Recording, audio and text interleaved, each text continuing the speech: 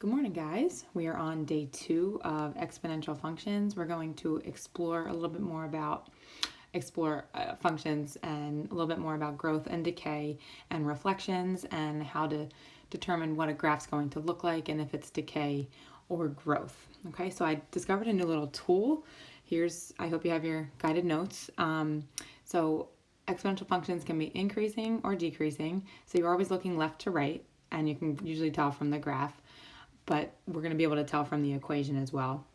Or decreasing, which we call exponential decay, which is also a review from Algebra 1. I hope you remember that just a little. All right, so we have our function f of x equals b to the x. So typically when b is greater than 1, it is a growth function. Okay, now watch this. This is so cool. I just discovered. Wow! And when b is between 0 and 1, so a fraction, but less than 1, it is considered a decay. Let's see if that works. Wow! I love it. Okay, so now let's take a look at some graphs. We're just going to talk about them, or I'm going to talk about them, and you're going to listen, maybe take some notes on your paper. I just want to make sure that tool. Okay, so we've seen the 2 to the x graph, we're plus 1, so you can see that there's a horizontal asymptote right there. How do I turn this off? I don't want it anymore. There we go. Okay. So there's our horizontal asymptote. You can see at y equals 1. You can also tell, I hope, from the picture, it's a growth function from left to right. Number 2, if you look at the 1/2, that's your b. It's between 0 and 1, so it's decay, right? And the minus 1 moved your horizontal asymptote down. I just trying to notice a couple things. We're trying to draw some conclusions from all of this. If you also notice the exponent is x plus 1, the graph shifted to the left 1 right there. Okay, it went down 1 and left 1. So like this would be our little point that moved. Number 3, 2/3, again, is between 0 and 1, so it's decay, right? You can see the minus 2, is the y-intercept, the horizontal asymptote, and moved down, so y equals -2. And what else? Oh, x minus 1, it shifted our graph to the right 1 unit, and it's decay. Number 4, left to right, looks like growth, so G for growth, or just write the word growth. 3/2, that's greater than 1, right? That's 1.5, so that's why it's growth. The x plus 2 shifted our graph to the left 2, and this minus 2 shifted us down. There's your horizontal asymptote at y equals -2. Number 5.4, you can see it's decay, right? It's going down, decreasing. And the minus 4, you can see your horizontal asymptote's at y equals -4. And then number 6, the last one, the plus 2, here's your horizontal asymptote. You're going to see me use HA in a few minutes. 3 is greater than 1, so it's growth, right? And the x minus 1 just shifted our graph to the right 1 unit. Okay, but what happens when we throw some negatives in front of the b? So our a becomes negative or the x becomes negative, so now we have some reflections. So if you look at number 7, this negative x is a reflection over the y-axis, okay, y-axis reflection. So if you think about the original function, y equals 2 to the x, that looked like this, right? So can you see that it's a y-axis reflection? It's also shifted up 1 because of that plus 1, all right? So what happened? Did you notice that typically, if we look at 2 to the negative x, we see our b is greater than 1, which we would think would be a growth function, but with the reflection, it's now a decay. Okay, we're going to summarize all this too. All right, number 8, so this negative in front, it makes an x-axis reflection. Can you see? So now your graph is below the horizontal asymptote, which is at -1 from the equation. And it was originally, without the negative, it was a decay function because of the 1/2, but now it's actually a growth function. Okay, so that's a growth. So notice how the reflections are changing our growth and decay rules, okay?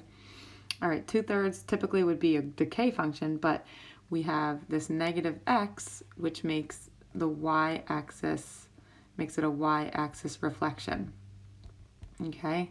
So decay, when you reflect it over the y, becomes a growth. We also see that the -2 is our horizontal asymptote, y equals -2. Same thing on 10. So 3/2 is greater than 1, so it should be, well, typically it should be a growth because that's great, b is greater than 1. But now with this negative, it's flipping your graph over the x-axis, right? And which moves it below the horizontal asymptote, and now it's a decay function. Same thing with number 11. Originally, we had the 0.4 on the last slide. This negative x makes it a y-axis reflection, so it shifted from a decay to a growth, okay, because this one's a growth. And on number 12, same thing, it's not same thing, but -3. So that's an x-axis reflection, so now it's below the horizontal asymptote, right? Reflected over the x-axis. And the +2 was our horizontal asymptote, okay? So now let's summarize growth and decay with the values of b. Since now that we see reflections, we can't use the rule that we just talked about. So instead, let's use green today. Oh no, green for growth. There we go. All right, so I hope you noticed a couple things. So the first thing with with growth, G for green, for growth for green. All right, when b is greater than 1, typically it is a growth function. So now we have to throw in some words about the reflections. So if b is greater than 1 and has either 0 or 2 reflections, it's going to be growth. Okay, so if b is greater than 1 and has either 0 or 2 reflections, it is considered growth. The second option, or the second situation that could arise, is that b can be between 0 and 1, and it has 1 reflection. It's going to be considered growth and has 1 reflection. Okay, so you'll see why I'm doing this in a second. All right, so on the next, for decay, we know the general rule was when b is between 0 and 1, it's typically decay.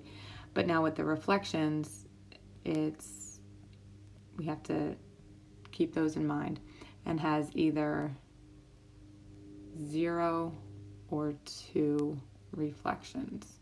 Okay, so if there's 0 reflections, if there's 0 reflections or 2 reflections and b is between 0 and 1, you know it's going to be decay.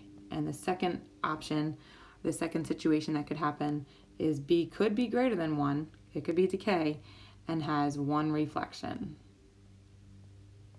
Okay, so make sure you have this handy, because the next slide you're going to pause and try it on your own.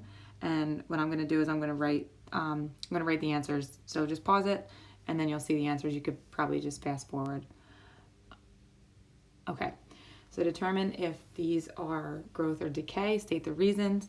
Okay, so number 1 is a decay function. Okay, so we're going to start with, I'm going to go back to blue. Okay, so a is less than 0, which means x-axis reflection, and b is greater than 1 with 1 reflection. So it's going to be not decay, not growth, it's a decay function. Decay. Okay, and it also asked, state the equation of the horizontal asymptote. The horizontal asymptote is just y equals 3. And just keep in mind, because we're going to start looking at graphs too, this function if you think about is it above or below the asymptote, it's going to be below because of the x-axis reflection.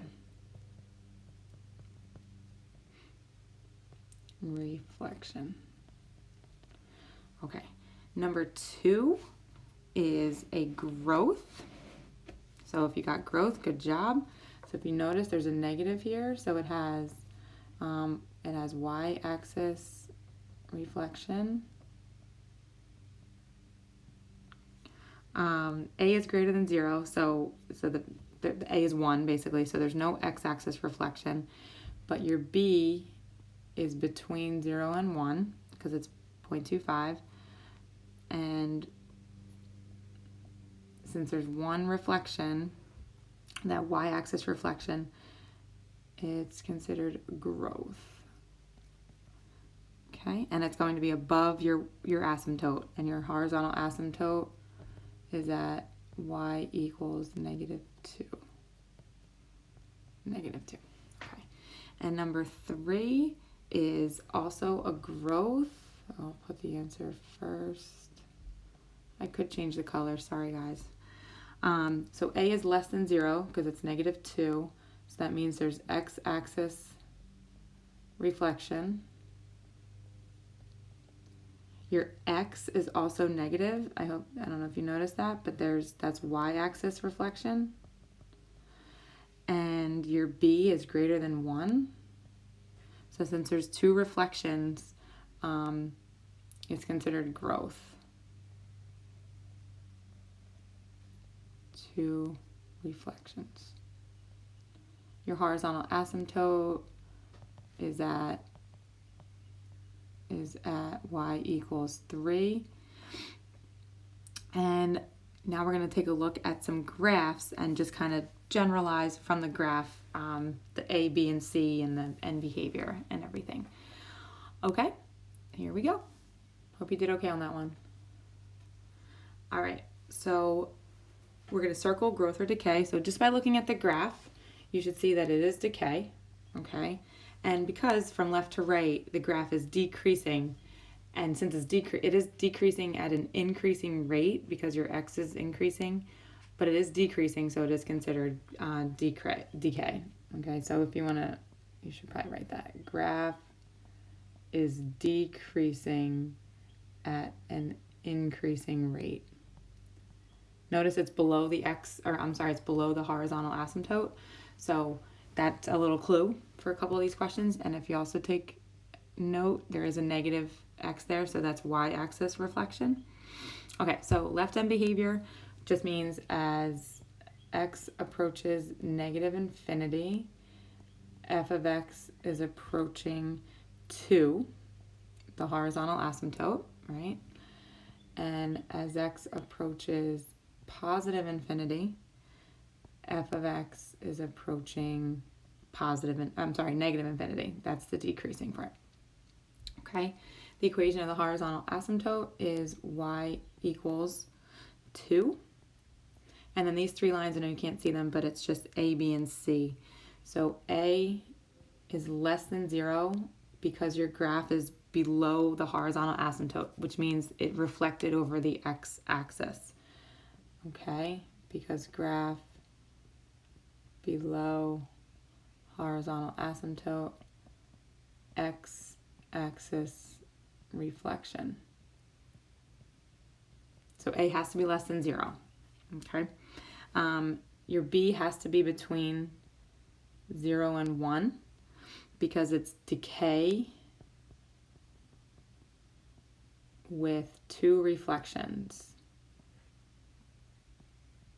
I might try the little text thing on this one. And then C, we already figured out C equals 2. That's your horizontal asymptote. Okay.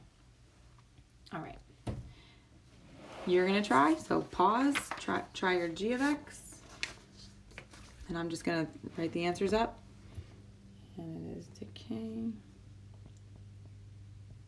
As x approaches -infinity, g of x approaches +infinity. And as x approaches +infinity, g of x is approaching negative 1. Your horizontal asymptote, you can see, is at y equals negative 1. Okay. Your a is greater than 0. Notice again there is that negative x there because there's no x-axis reflection because it's above the horizontal asymptote. No x-axis reflection. Your b is greater than 1 because it's a decay function with y-axis reflection because of that negative x.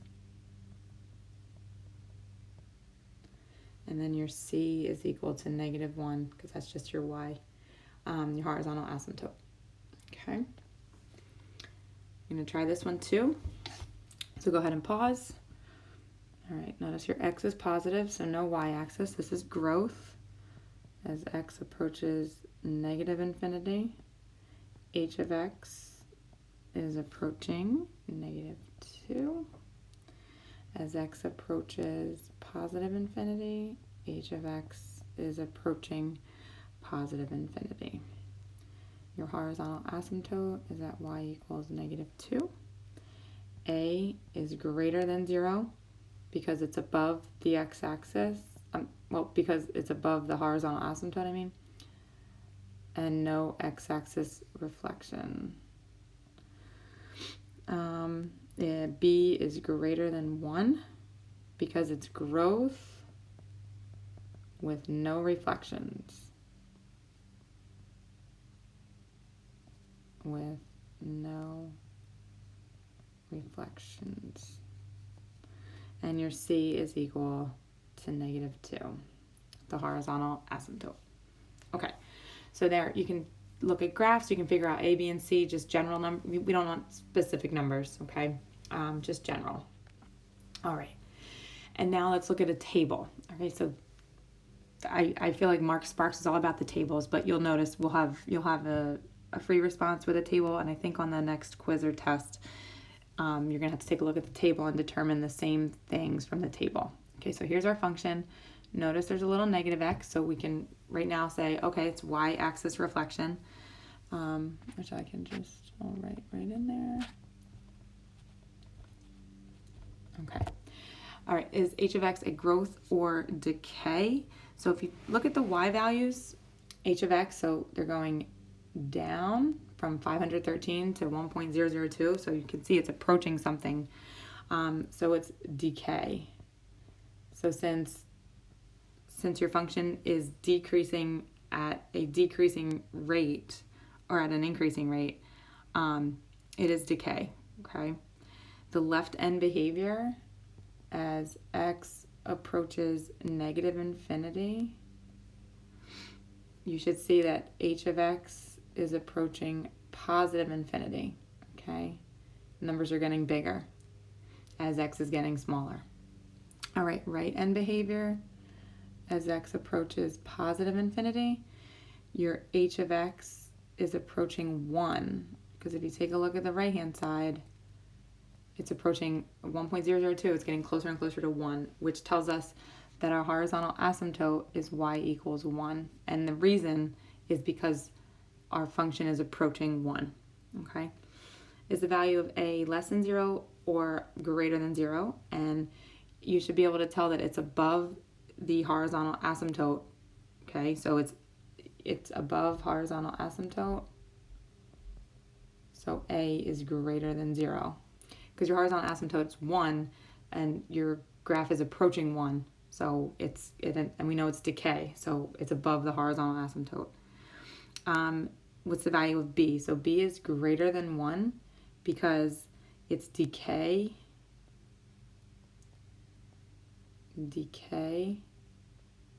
with y-axis reflection. Okay. The value of c, we kind of figured that out. That's your horizontal asymptote, so c equals 1. And your domain is negative infinity to positive infinity. which is always the case for exponentials. And your range is from 1 to infinity. Okay, it's not going below the horizontal asymptote. All right. So 2 little things to talk about. This is basically from Algebra 1, but here's an exponential growth function in the real world, okay, which you're going to have to do some problems based on the real world, but it's pretty simple. So the basic exponential growth function kind of looks like this, where A is your initial value, R is the rate, how's it changing? It's changing at what rate, and then T is always time, okay? Keep in mind, R you always have to write as a decimal, which we'll do in a second, and you will need a calculator for this, so I'll probably I'm just going to give you the answers. But for this one, example 6, it's from a different book, so that's why it's 6. Tony purchased a rare guitar in 2000 for $12,000, so that's going to be your A. Experts estimated that its value would increase by 14%. So that's when we see increase, we know it's growth. So your function looks like this. F of t equals your A, so 12,000, times 1 plus your rate, 14% is 0.14 to the t. And then we just simplify. So F of t equals 12,000 times 1.14 to the t. Okay? And then how much was the guitar worth in 2003? So we know that this function is from the year 2000, so your t is going to be equal to 3 because 3 years have passed. So we're going to have f of 3 and basically just plug in 3 in for the t.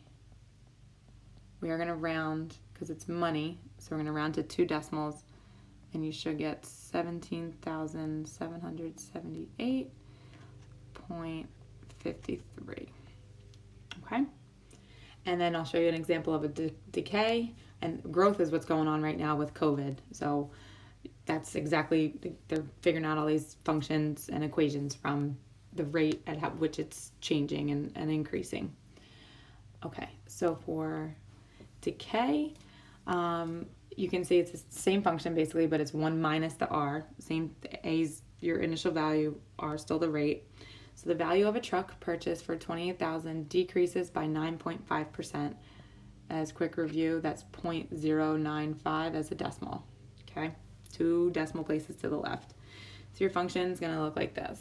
F of t equals your initial value is 28,000. Oh my gosh. Times 1 minus 0.095 to the t. So we're going to just simplify. So f of t equals 28,000. 1 minus 0.095 is 0.905 to the t. Okay. How much was the truck worth 5 years after it was purchased? So we're just going to replace t with 5. And you should get 16,998. So maybe you should try it in your calculator on your own, but you should get that much. All right, and we're gonna, to predict how much, this is a prediction into the next unit. You're actually gonna take the logs of both sides, but I don't have time to show you that right now because I'm running out of space and time, but we will get to that next unit. If you wanna give it a shot, your answer should be after 17 years. Okay. How about some extra credit if you send me the work? All right. I hope you guys have a great day. Talk to you soon.